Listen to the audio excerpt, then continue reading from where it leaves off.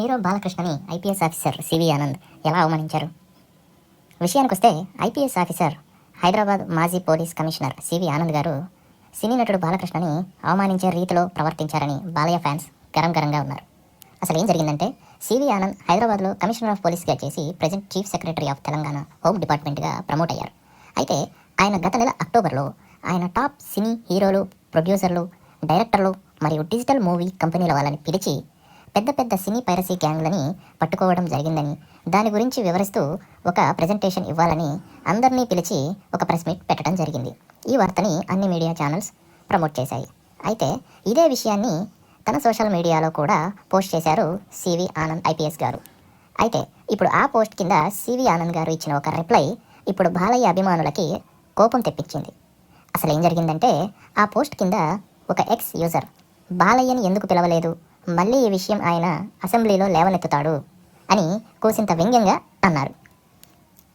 సాధారణంగా ఎక్స్లో, అలానే సోషల్ మీడియాలో రకరకాల యూజర్స్ ఉంటారు, అందరి ఫ్యాన్స్ ఉంటారు, ఇలా వ్యంగ్యాస్త్రాలు సంధించే వాళ్ళు ఉంటారు, ఇంతకంటే ఘోరంగా మాట్లాడే వాళ్ళు కూడా ఉంటారు.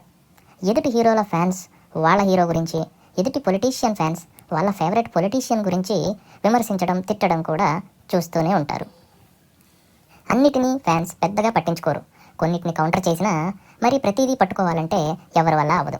కానీ ఈ పోస్ట్ ఎందుకు ప్రత్యేకమైనది అంటే, దానికి సివి ఆనంద్ గారు ఇచ్చిన రిప్లై వల్ల.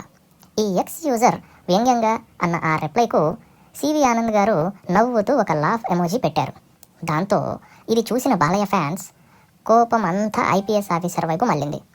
అన్న అతన్ని వదిలేసి ఐపీఎస్ ఆఫీసర్ గారు దానికి నవ్వుతూ రియాక్ట్ అవ్వడంపై ఫ్యాన్స్ గరంగా ఉన్నారు.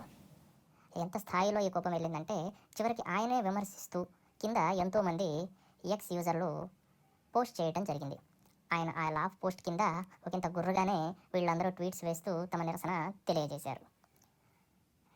ఐపీఎస్ ఆఫీసర్ సివి ఆనంద్ గారికి చాలా మంచి పేరుంది.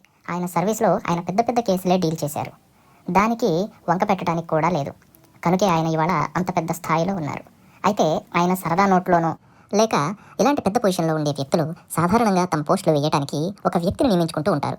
అతను చేసిన పొరపాటు వల్లనో కానీ ఆ లాఫ్ ఎమోజీ చిన్న సైజు దుమారమే రేపింది, ముఖ్యంగా బాలయ్య బాబు అభిమానులు. ఇదంతా ఎలా ఉన్నా అంత పెద్ద పైరసీ గ్యాంగ్ని పట్టుకోవడంలో శ్రీ సివి ఆనంద్ ఐపీఎస్ గారి కృషిని మాత్రం ఏ హీరో ఫ్యాన్స్ అయినా అప్రిషియేట్ చేయకుండా ఉండలేరు.